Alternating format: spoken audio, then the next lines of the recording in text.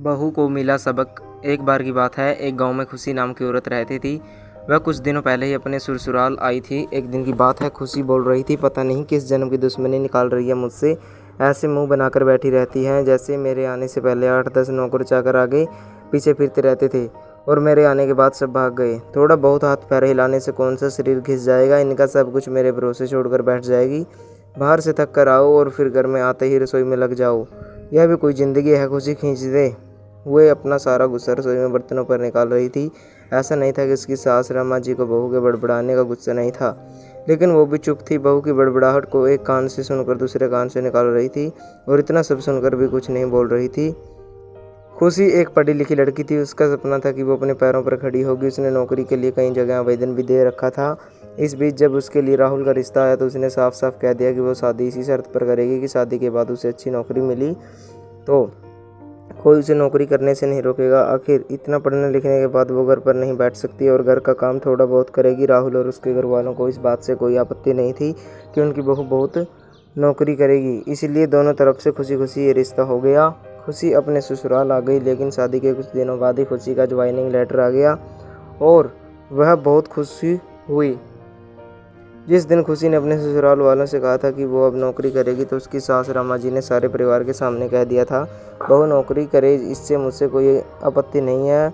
मैं ये भी नहीं कहूँगी कि वो पहले सारे घर का काम करे फिर नौकरी पर जाए, लेकिन मैं जब भी पहले की तरह पूरा घर नहीं संभाल सकती हूँ।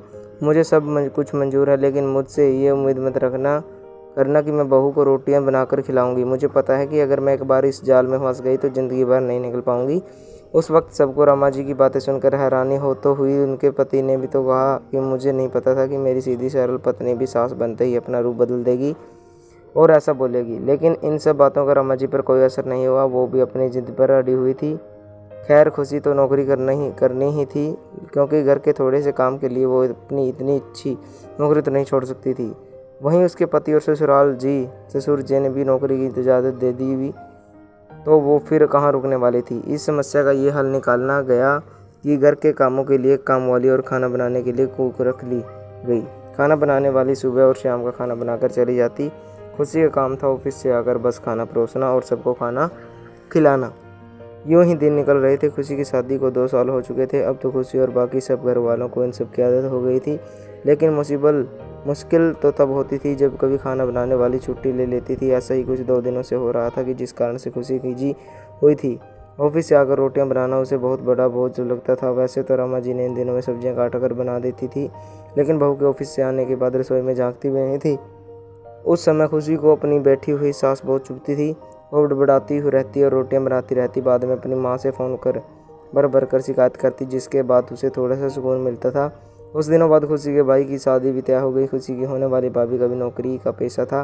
खुशी की माँ ने सगाई के वक्त ही खुश होते हुए गर्व से कह दिया, भाई मैं तो सासों की तरह नहीं हूँ जो बहू के आने पर हाथ पर धर कर बैठ जाऊँ। जब अभी तक पूरा घर संभाल रही थी तो अब क्यों नहीं।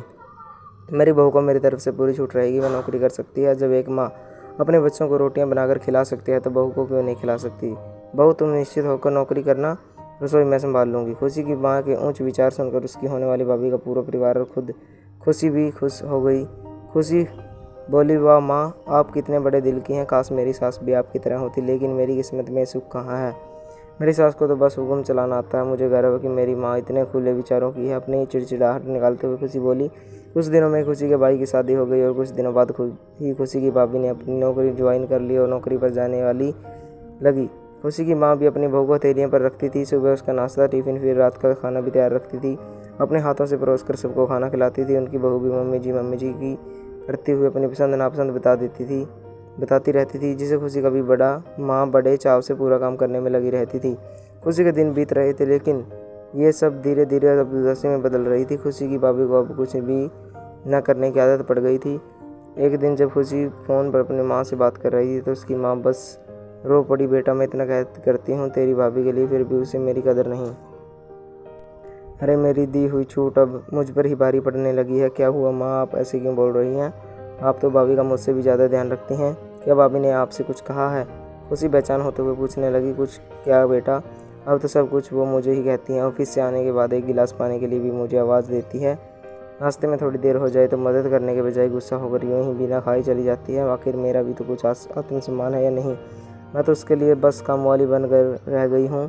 माँ, ये तो बहुत गलत बात है। आप भाई से साफ साफ कह क्यों नहीं देती कि अपनी बीवी को समझा कर रखो, आप माँ हैं, कोई नौकरानी नहीं। भाभी नौकरी करती है, इसका मतलब ये नहीं कि आप पर हुक्म चलाएगी। गरजते हुए खुशी बोली, किस मुंह से कहूँ बेटा, पहले तो खुद मैंने ही आगे बढ़कर कुल्हाड़ी पर अपने पैर दे मारा, फिर शिकायत किससे करूँ? तेरे पापा ने तो कहा भी था कि बहू को ज़्यादा छूट दोगी तो बाद में पछताओगी, और वही हुआ। एक बात कहूँ बेटा, तू चाहे अपनी सास को कुछ भी कह, लेकिन समधन जी का ये फैसला सही था कि वो बहू को रोटियां बनाकर नहीं खिलाएगी। एक बार वो सबकी नज़रों में बुरी सास तो बन गई, लेकिन आगे के लिए कम से कम अपना आत्मसम्मान तो बचा लिया। अब ना तो तू उन्हें कोई ताना दे सकती और ना ही कोई रिश्तेदार। काश मैंने भी शुरू से ही एक घर की पूरी जिम्मेदारी अपने सिर पर लेने से इनकार कर दिया होता तो आज मेरे यह हाल नहीं होता। माँ की बातें सुनकर खुशी निशब्द हो गई। भारी मन से उसने फ़ोन रख दिया। बाहर हॉल में आकर देखा तो सास ससुर आराम से बैठकर बातें कर रहे थे। वह भागकर अपनी सास के गले लग गई और बोली, माँ जी, आज के बाद सब काम मैं किया करूँगी और नौकरानी की कोई ज़रूरत नहीं है। यह सब सुनकर उसकी सास बहुत खुश हुई और अब दोनों सास बहू मिलकर रहने लगे।